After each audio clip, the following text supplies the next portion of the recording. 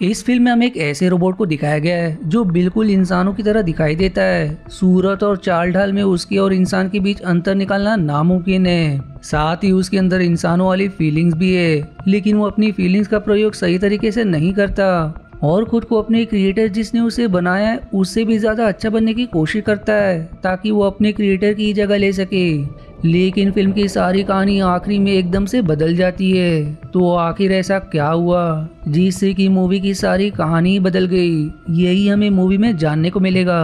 तो चलिए शुरुआत करते हैं मूवी के एक्सप्लेनेशन से।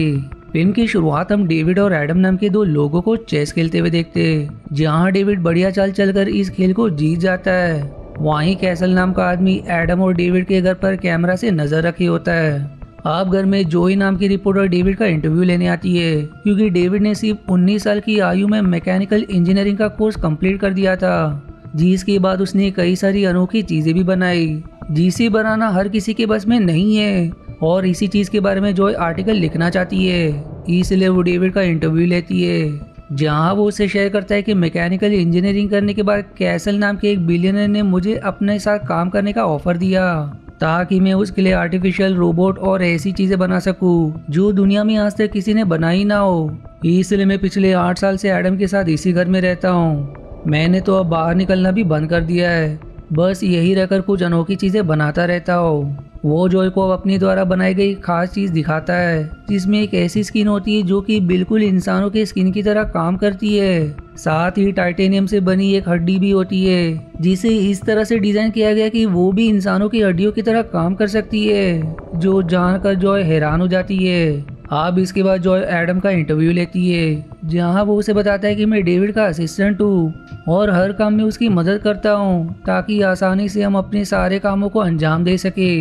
अब जॉय एडम का इंटरव्यू लेने के बाद डेविड से ये कहती कि जो चीजें तुमने मुझे दिखाई वो सभी अच्छी तो है, लेकिन ऐसी नहीं कि उसके लिए मुझे 7 दिनों तक तुम्हारे इंटरव्यू की जरूरत पड़े, क्योंकि मेरे कंपनी ने ही मुझे 7 दिनों तक तुम्हारा इंटरव्यू लेने को कहा है। पर इन 7 दिनों में आखिर तुम मुझे क्या दिखाओगे? तब डेविड उसे कहता है कि मैंने सुना है तुमने रोबोटिक्स में ग्रेजुएट किया है, पर अपनी उस करियर को छोड़कर तुम एक रिपोर्टर बन गई।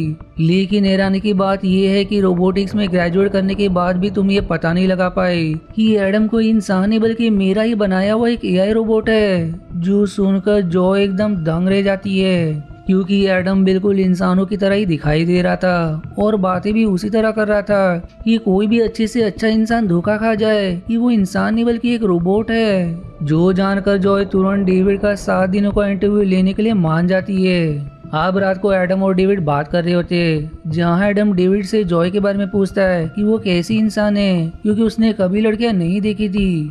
जिस पर डेविड उसे बताता है कि जॉय एक अच्छी लड़की है और सुंदर भी, लड़कियां इसी तरह की होती है। तब एडम खुद से कहता है कि वो सुंदर ही नहीं बल्कि बहुत ही ज्यादा सुंदर है।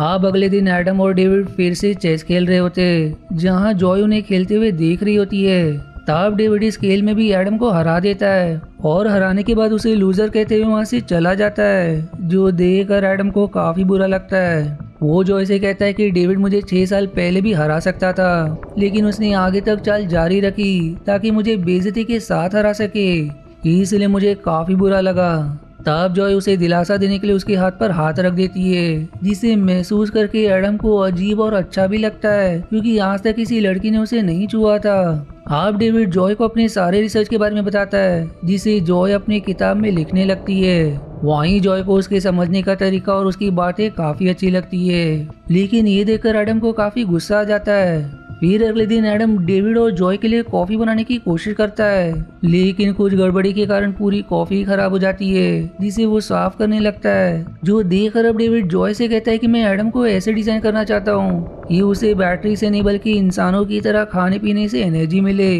जिसमें मैं जल्दी सफल होने की कोशिश कर रहा हूँ। जो जानकर जॉय हैरान हो जाती है।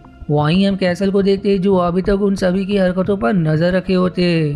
फिर अगले सीन में एडम जॉय से बातें कर रहा होता है, जहां वो उससे कहता है कि मैंने सुना है तुमने रोबोटिक्स में ग्रेजुएट किया है, लेकिन आखिर में तुमने वो फील्ड क्यों छोड़ दिया?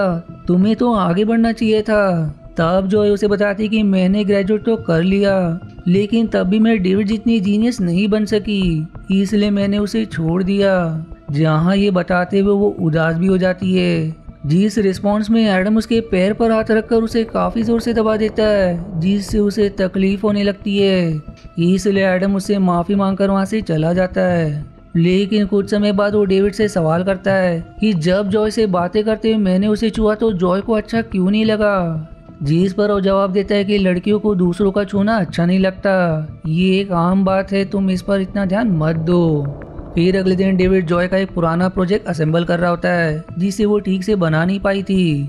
इसलिए जॉय ने उस प्रोजेक्ट को बीच में ही छोड़ दिया था। तब डेविड उससे कहता है कि अगर तुम चाहो तो मैं इस प्रोजेक्ट को पूरा करने में तुम्हारी मदद कर सकता हूँ। जो जानकर जॉय खुश हो जाती है और फिर अपने उस छोड़े गए प्रोजेक्ट को फिर से शुरू कर देती है, जहाँ वो डेविड की मदद से कई घंटों की मेहनत के बाद पूरा प्रोजेक्ट बनाकर तैयार कर लेती है। जिसे देखकर उसकी खुशी का ठिकाना ही नहीं रहता और इसी खुशी में डेविड को गले लगा लेती है। जिसके बाद डेविड उसे बिल्डिंग की छत पर ले जाता है, जहां वो उससे शेयर करता है कि इन 8 सालों में मैंने कभी बाहर की दुनिया नहीं देखी, लेकिन अब लगता है कि मुझे वो 8 साल के अपने जीवन जी लेने चाहिए थे। ऐसे अकेले में रहकर मैंने ठीक नहीं किया। तब जॉय उसके हाथों में अपना हाथ रखकर उसे अपने दिल की बात बताती है कि वो उसे पसंद करती है, जो सुनकर डेविड खुश हो जाता है। फिर अगले दिन एडम किसी तरह का लिक्विड एक प्लास्टिक बैग में डाल रहा होता है और जब जॉय वहां आकर उसे इस चीज के बारे में पूछती है तो वो उसे बहाना कर देता है कि ये कोई खास या काम की चीज नहीं है।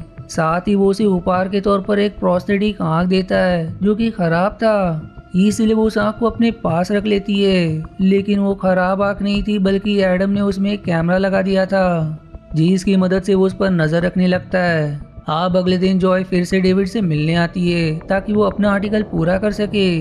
लेकिन जब वो बाथरूम में जाती है तब एडम दरवाजा खोलने की कोशिश करता है, पर तब तक जॉय बाहर आ जाती है और एडम को वहां देखकर उसे चिल्लाने लगती है, जिस पर एडम उससे माफी भी मांगता है।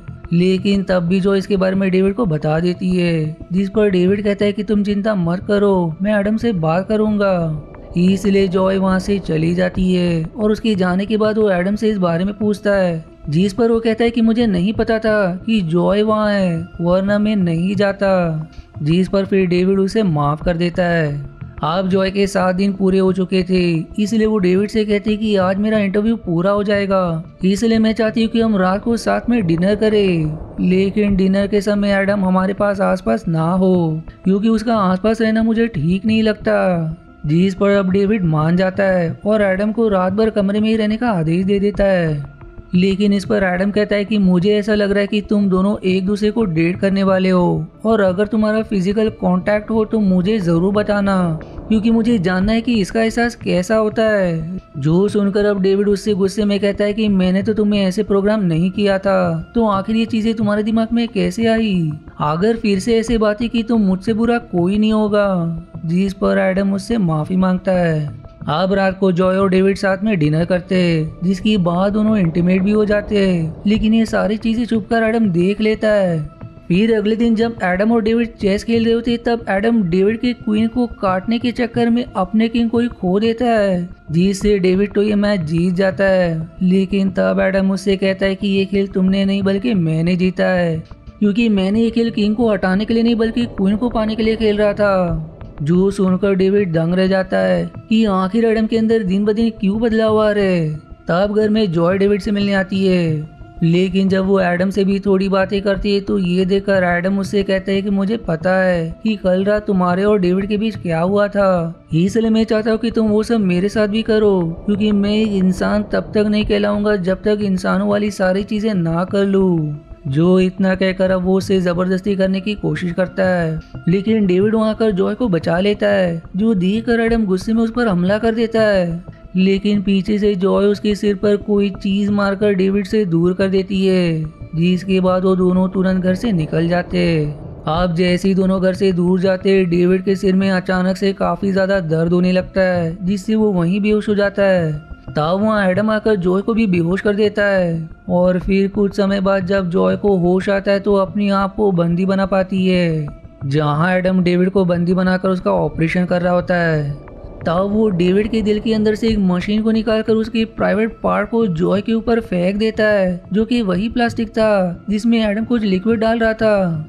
तब वो उसे एक शॉकिंग जानकारी देता है कि डेविड कोई इंसान नहीं बल्कि वो ही रोबोट है, जिसे बनाने में मैंने अपनी 8 साल लगा दिए, जो जानकर जॉय एकदम दंग रह जाती है। फिर अगले सीन में एडम कैसल के पास आकर उससे कहता है कि मैंने डेविड की मेमोरी को डिलीट करने के लिए उसके अंदर से मशीन निकाल दिया है, जिससे अब वो बिल्कुल नया जैसा बन गया है। तब कैसल उससे कहता है कि हमारा मिशन सफल रहा, तुमने सच में ऐसा रोबोट बनाकर दिखाया जिसे कोई भी पहचान नहीं सकता कि वो असल में एक इंसान है या रोबोट। अब हम ऐसे रोबोट्स को बनाकर मिलिट्री को भेज देंगे।